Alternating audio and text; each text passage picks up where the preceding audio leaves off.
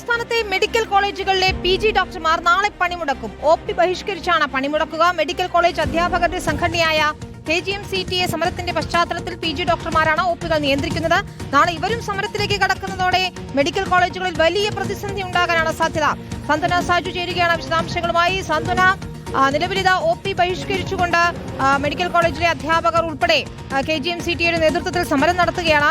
PG ഡോക്ടർമാരാണ് രോഗികളെ പരിശോധിച്ചിരുന്നത്. ഇവർ കൂടി നാളെ സമരം ചെയ്യുമ്പോൾ ഒരുപക്ഷെ വലിയ രീതിയിൽ രോഗികൾ വലയും, അല്ലേ?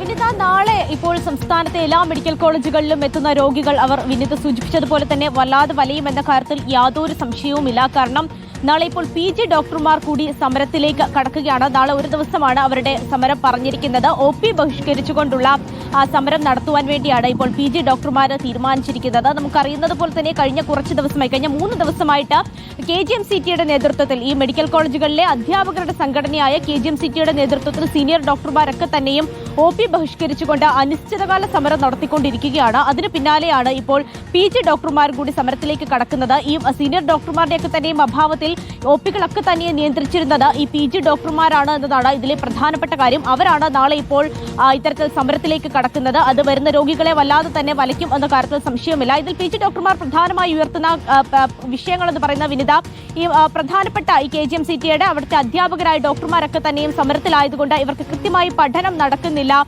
എന്നുള്ളതാണ്. ഇനി ഈ PG ഡോക്ടർമാരുടെ അവസാനത്തെ സെമസ്റ്ററിൽ പഠിക്കുന്ന വിദ്യാർത്ഥികൾക്ക് 5 മാസം മാത്രമാണ് അവരുടെ കോഴ്സ് പൂർത്തിയാകാൻ കാലാവധിയുള്ളത്. പക്ഷേ അവർക്ക് കൃത്യമായ ക്ലാസുകൾ കിട്ടുന്നില്ല, പ്രാക്ടിക്കൽ ക്ലാസുകൾ കിട്ടുന്നില്ല എന്നുള്ളതൊക്കെയാണ് അവരുടെ പ്രധാന പരാതി. അത് മാത്രവുമല്ല, അവരുടെ സ്റ്റൈഫൻഡ് അടക്കമുള്ള വിഷയങ്ങൾ ഇവർ ഈ സമരവുമായി ബന്ധപ്പെട്ട ഉയർത്തി കാണിക്കുന്നുണ്ട്. പക്ഷേ ഈ KGM-CTA സമരമാണെങ്കിലും സർക്കാർ ഒരു തരത്തിലുള്ള നിലപാടുകളും എടുക്കാൻ ഇതുവരെയും തയ്യാറായിട്ടില്ലാത്ത ഒരു പശ്ചാത്തലത്തിൽ കൂടിയാണ് ഇപ്പോൾ ഈ PG ഡോക്ടർമാർ കൂടി സമരത്തിലേക്ക് കടക്കുന്നത്. ഒരു വലിയ രീതിയിലുള്ള ഒരു പ്രതിസന്ധി അത് നാളെ മെഡിക്കൽ കോളേജുകളിൽ ഉണ്ടാകും എന്നുള്ള കാര്യത്തിൽ യാതൊരു സംശയം നിലവിൽ ഇല്ല. വിനിത, ശരി, നമുക്ക് നോക്കാം. PG ഡോക്ടേഴ്സ് കൂടി നാളെ പണിമുടക്കുമ്പോൾ എന്തായാലും രോഗികൾ വലയും എന്നുറപ്പാണ്. സന്ത്വന സാജുവാണ് തിരുവനന്തപുരത്ത് നിന്ന് വിശദാംശങ്ങൾ നൽകിയത്.